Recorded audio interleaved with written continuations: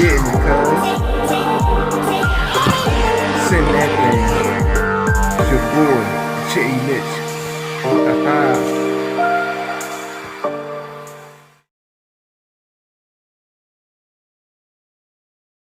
Yo, what's going on? It's your boy, J Mitch. And today, I want to talk about a problem that we have as speedrunners. Sometimes it's hard to decide, like back in the day, trying to decide, you go in the refrigerator, decide what you want to drink. You know, you go in the refrigerator, open it up. You have the red stuff, aka the Habal VTE2.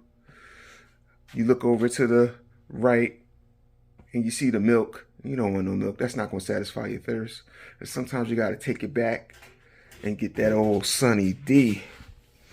So without further ado, and with less fanfare, I want to introduce you guys to the latest build from jaymitchrc. This is my Limitless V2, aka Sunny D. If you don't know why, look at it, you'll know why.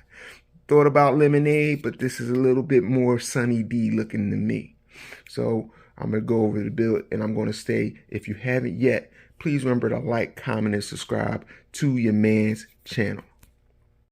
So many people helped me with this build, especially my man Adam. Shout out to Adam from RC Discount. You know, I'm always shouting him out, the unofficial sponsor for your boy J Mitch RC. And just shout out to everybody who supports your man's channel. So I'll give you guys a little spin and we'll start with the build details. So first thing I'm going to talk about are the Bsr Foams. I'm probably not going to run these tires. I just like using them when I do my unboxing.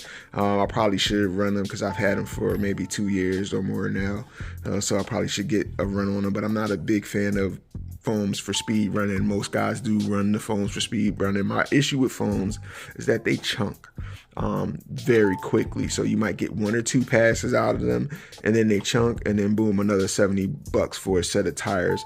I'm running the GRPs. I've had good luck with the GRPs. Yes, I've blown them, but I'm able to get a lot of runs on them before that happens. And usually when they blow, it's over time, and it hasn't resulted in a massive, you know, cost of failure of a car to me. But anyway, your boy's talking too much. You guys don't want to hear about GRPs and wheels. You guys want to hear about the car. This is going to be 100% full disclosure video. I'm going to go into all the components, gearing, and everything that I'm starting out with, because you guys know my cars never stay the same. I'm always changing them. When I'm doing these speed runs, I'm not just doing the same speed runs with the same gearing.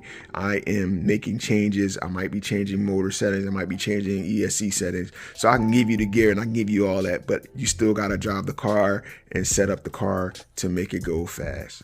So anyway, I said I'm gonna start out with the outside. I did like 2 or 3 coats of the candy yellow, and then I did the solid yellow behind, then I did white, and then I did the black windows. I did see that it came with window stickers, but I didn't want to run the window stickers. I wanted black for my windows, so that's why I painted that instead of the stickers. And you know, usually I shop out my paint jobs. Usually I've been having my boy Ted do it, but this was a simple enough paint job. It's 2 colors and some stickers, the Arrma stickers on her, and that's it. So you guys see, I do need to trim down the rear wing and the front wing, so we'll do that. So without further ado, let me take the lid off and go over my components. All right, so we'll start from the front and work our way back. I'll start with the servo. I am running a Futaba S9372 servo. This is an expensive servo. Shout out to the homie Rodney Satterfield. I bought this in one of his rigs that I ended up selling. This was the servo that was in there. I know it's a high-end servo, so I wanted to run that. I am running a gyro. I had this sitting around, Power Hobby gyro. I had it sitting around, not doing anything. I'm really not a gyro guy, but I've been having a mixed bag of success with the gyro. I don't have a perfect pass for this car. I'm not sure if I'm going to go perfect pass on this car or not. I haven't really seen the benefits from perfect pass, but that's just me. I'm kind of OG. I like that raw feeling. You know, when I pull that throttle, it just kind of feels a little weird to me with that delay. So Haven't gotten used to it yet. So maybe I'll throw one on, maybe I won't, but for now I'm not planning on doing that with the build.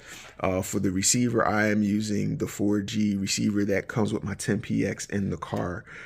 Usually I use the dual antenna receivers for Futaba, but since I already had the range extender on the radio, I think we'll be good with this 4G, and I want to give this receiver a try and see how it performs compared to anything else, see if I notice a difference in response or anything. So also I do have this set up so I can run the Castle link, so I can change my settings. And then what I'll do is I can connect this back in directly without having to open up the receiver box. So that's why I have this like this. And when I run the car, I'll be unplugging the Castle link and just have the two ends plugged in this way externally.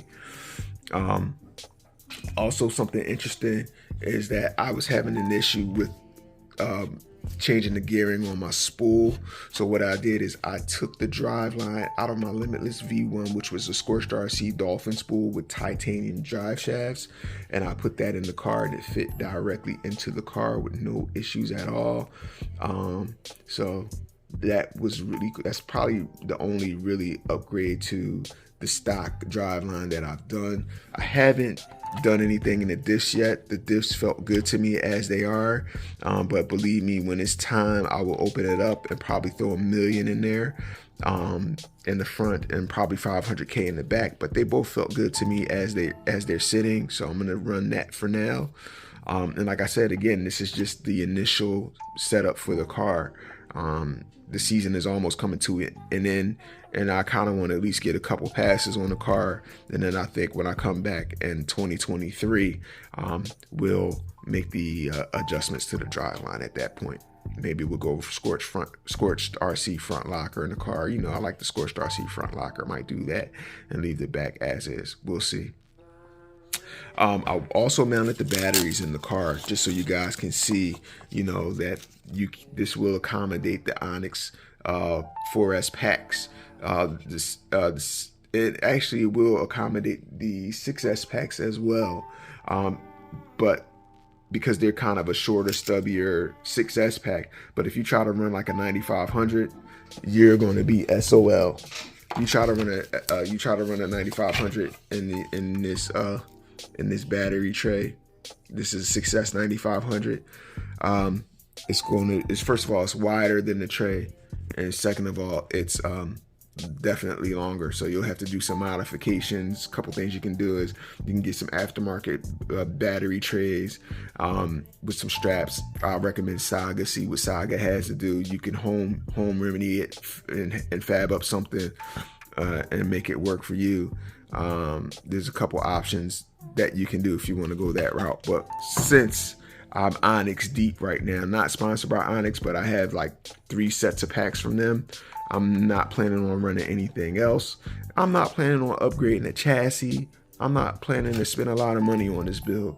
Not because I don't have the money, but I just see a lot of people do good numbers without all those upgrades. You really don't need them. And I'm not running GT. Maybe if I go to GT, I'll buy the extension so I can run the GT body.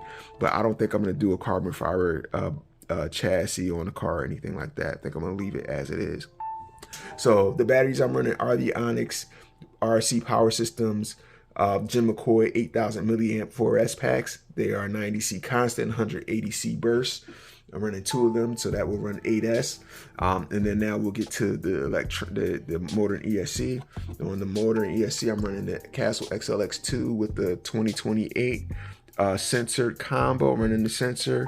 Shout out to Adam for soldering this up for me. This wasn't a good week for me for XLX2s, so I had to send 3 in, and I needed, I had one on the shelf, and I needed another one for my other cars.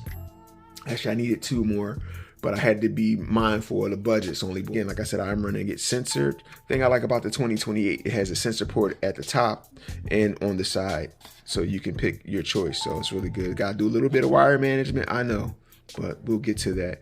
And then finally, we'll talk about the elephant in the room. People always ask, what gearing are you running? What gearing are you running? I'll let you guys know what the gearing I'm running. I'm running a 46 tooth pinion gear, and I'm running a 33 tooth spur gear. opposite of what you would think, right? But remember, 1100 kV is a low kV motor. When you're trying to get 150 miles an hour with a low kV motor, you definitely got to overgear. Another thing to watch for with your low kV motor is your braking response. Don't just put this on your car and go take it out and run it. Don't do that. You want to take this out, do a little couple passes in your neighborhood, on the street, in the parking lot, whatever, just to make sure you have enough brake response. Because with this overgear, the brakes don't work that good. So you have to play around and get you might have to turn your braking up to 100% to get the braking response you're looking for. So yeah, your boy's definitely been talking too much. I'm going to go ahead and end the video. I'm going to say thank you all for watching. Give you guys a final spin-a-rooney of the car. I'm going to say major shout out to my homie Dave Hubbard. Rest in peace, bro. Missing you, my guy. Shout out to my homie Ted. Shout out to Big Willie. Shout out to the homie Adam at RC Discount. Shout out to all the guys in the area doing their RC speed runs. My homie Vince. There's a few guys who are out here doing it that they're making strides, man. They are putting in so much work. They deserve all the accolades they're getting, man. Doing great, man. I really love what the sport's been doing this year for the guys locally in the Philly, Pennsylvania area. So anyway, just shout out to everybody who supports your boy's channel. I've definitely been talking too much. Y'all have a great Labor Day. Peace.